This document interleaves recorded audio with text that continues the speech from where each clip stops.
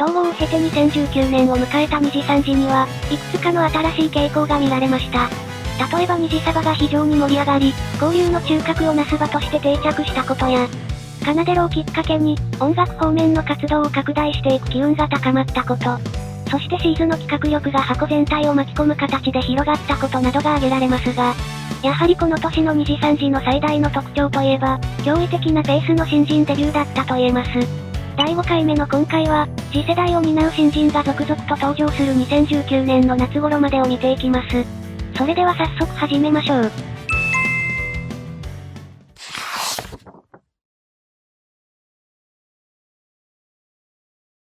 2次3次でマイクラが大流行していた2019年2月、その裏であるゲームがサービスを開始しました。それは Apex Legends です。Apex はタイタンフォールのスピンオフということもあって、発表直後から世界的に大きな注目を集めており、2次3次でもかなり早い段階から話題の新作バトロワとして流行しました。世間的には通話なしでコミュニケーション可能な、ピンシステムの革新性が特に評価されていましたが、2次3次においてはむしろ3人編成によるコラボのしやすさが好まれていたように思います。しかしこうした人気もこの時点ではあくまでサービス開始直後の盛り上がりという感じで、しばらくすると他のゲームにも人が流れていき、定番タイトルの一つぐらいの位置に落ち着きます。そんな中結城千尋は3月の初プレイ以降、継続的に配信で Apex をし続けました。この活動は後に実を結ぶことになるのですが、それはしばらく先の話になります。さて、他にもこの時期の話題の新作ゲームとしては、3月21日に赤炉が発売しましたが、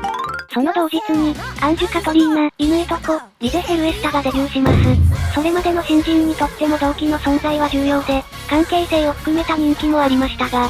後にサンバカと名の付くこの3人は、初配信からリレー企画を行うなど特に結束が強く、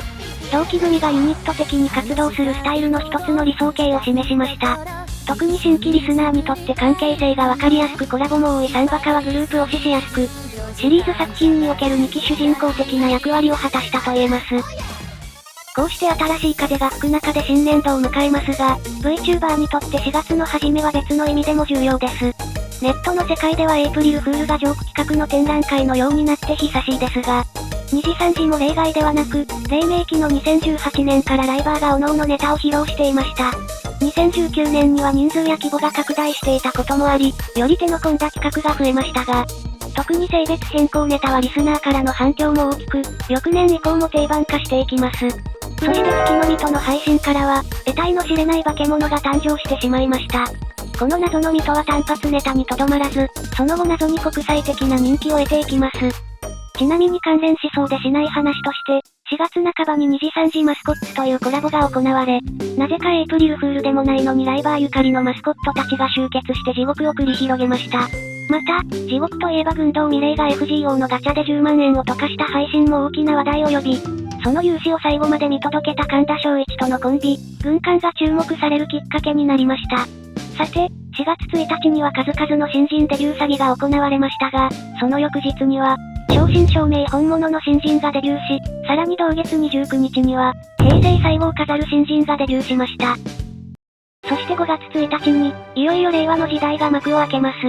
平成の最終日は大晦日のような雰囲気があり、カウントダウンを行う配信もありました。ちなみにこの日行われた2次3次滑ろうという企画では、夢追いかけるの司会ぶりが好評を得ましたが、続いて司会を行った、2次3次格付けチェックの大成功によりその評価は決定的なものになります。この企画にはまさに統合時に思い描いたような豪華メンツが揃っており、特に当時としては割と珍しく月のミトが参加した大型コラボでしたが、いわゆるミトチルと呼ばれる面々も参加し、多くがここで初対面を果たしました。特に2018年デビューのライバーにとっては、影響を受けない方が難しい存在でもありましたが、統合後の新人の中にも月のミトに憧れて2次3次の門を叩いた者がいました。当初は直接の交流こそなかったものの、月のミトがノートや配信でたびたびリゼヘルエスタに言及しては、それを受けて配信やツイッターで限界化するという不思議な相思相愛関係が注目されていきます。一方で犬糸子や雪代真宙にとっての2次3次に入るきっかけは樋口楓でした。楓と水戸が憧れの3年の先輩だとしたら、作由は親しみやすい2年の先輩という感じで、統合後の新人たちとも積極的にコラボを行っていました。こうして新たな関係性も生まれてますます盛り上がってきた中で、5月17日には令和初となる新人がデビューし、1ヶ月後の6月19日にもさらに新人が追加されますが、この頃には新人のデビュー以外の方法で新しい仲間を迎える仕組みもできていました。それが2次3次ネットワークです。今はなきこのサービスは個人で活動する VTuber に様々なサポートを提供する、いわゆるマルチチャンネルネットワークの一種で、5月10日に最初で最後のメンバーとしてペアリスト天海司が参加しました。実質的な恩恵のほどは正直測りかねますが、この2人との関係がより深まったのは確かで、6月から何度か行われた、2次3次雪山人狼はまさにそれを象徴するようなコラボでした。最高に配信向きなゲームとメンバーが揃ったことで、各視点で数多くの見どころが生まれましたが、天海司の枠ではしばらくゲーム画面が全く見えず、この放送事故がいわゆる畳配信の語源となりました。そして2次3次ネットワークとほぼ同時期にもう一つ大きな別プロジェクトとして、バーチャリアルが始動します。2次3次の海外展開の歴史は意外と古く、発端は2018年8月に始動した2次3次上海、台北で、それらはその後提携終了してしまいますが、2019年3月には本家2次3次がビリビリに進出します。特にモノノベアリスは継続的にビリビリでの配信を行い、中国でもかなり人気が高まりました。そしてビリビリの提携企業との共同運営という形で始まったのがバーチャリアルで、その後はさらに2次3次プロジェクト内でも海外展開が進んでいくことになります。さて、いろいろ試行錯誤も見られる中で、新人のデビューに関してはある程度形が定まりつつありました。7月3日にデビューした博士冬木、夜見れな、鏡隼人が同期コラボを SMC と名付けると、次第にリスナーから酢飯組と呼ばれ始め、3人のユニット名として定着しました。ちなみに酢飯組がデビューした頃は発売直後のマリオメーカー2が大流行していましたが、酢飯組コラボでの博士冬木のプレイが指示中をも黙らせたことで話題になりました。続いて7月24日にデビューした3人は、初配信前にはすでにブルーズというユニット名を決めており、さらに8月8日にデビューした3人も、コラボ配信の流れからユニット名を御三家に決めました。酢飯組以降、このように新人は3人1組の形式でユニット的に扱う流れが1年近く続いていきます。2次3次全体でリスナーが増え続ける中で新人の注目度もますます高まっており、一つの目標であるチャンネル登録者数10万人の大台を達成するペースも上がっていきます。リゼアンの2人は7月1日から1週間同居して毎日配信するという企画を行い、最終日には早くもリゼがチャンネル登録者数10万人を突破しました。そして記念の凸町で、ついに憧れの月の水戸と開校を果たします。さらに当時人気急上中だった鈴原ルルは、その月の水戸に次ぐ速さで大台を達成し、その後もこの勢いは加速していきます。一方で八代貴族は1年以上の活動を経てようやく10万人に到達しますが、その分考えも大きく達成時の男泣きに多くの人が感動しました。この時期の八代貴族の配信は、今振り返るとその後の流れ的に重要なものが多いですが、今日への影響という意味では、天海司主催の VTuber 甲子園も忘れてはいけません。もともとは椎名結花とのコラボ配信だったパワクズが、ホロライブとアップデートも交えた大規模企画に拡大し、2次3次からは前本圭介も参戦したことでドラフト会議などのお楽しみ要素も加わりました。この夏は他にも盛り上がった大型企画が多く、8月24日に行われたアホアホ人狼や、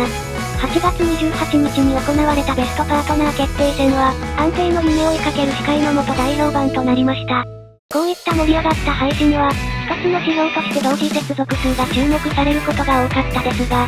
この時期には動画としての人気の指標である、再生数が注目されることも増えていきます。そして動画投稿活動における花形といえば、やはりなんといっても歌動画です。2次3次における歌動画は、最初期にはファンメイド楽曲の歌ってみたが多かったですが、次第に既存曲のカバーも増えていき、特にリュウチェンはかなり精力的に投稿を行っていました。そして町田島のような明確に歌唱力を武器にデビューするライバーが現れると、統合後の新人に関してはさらにその傾向が強まり、歌唱力の水準が押し上がっていきました。しかし歌動画の注目度に関しては、選曲や MV など歌唱力以外の要素もまた重要になってきます。なお、宇月光の幻のオリジナル曲 IC は、非公開になったことも含めて注目を集めました。そして注目度が高いという意味での歌動画の一つの金字塔として、7月27日に2次3次公式チャンネルから、ヤンキーボーイヤンキーガールが投稿されます。この斬新なメンバーによる歌動画は、轟京子のロゴデザインや雨森さよ制作の MV など、歌以外の要素も含めた独特の世界観が話題を呼び、当時としては最速でミリオンを達成しました。そして8月2日には4ロック限定の歌リレー配信、虹ロックが行われます。原曲へのリスペクトと熱量に満ちたこの企画は、後に現実世界でもそのビートを刻むことになります。かくして2時3時が音楽的な色合いを強める中、グループを象徴する新たなアンセムとともに、パフォーマンスの舞台はさらに広がっていきます。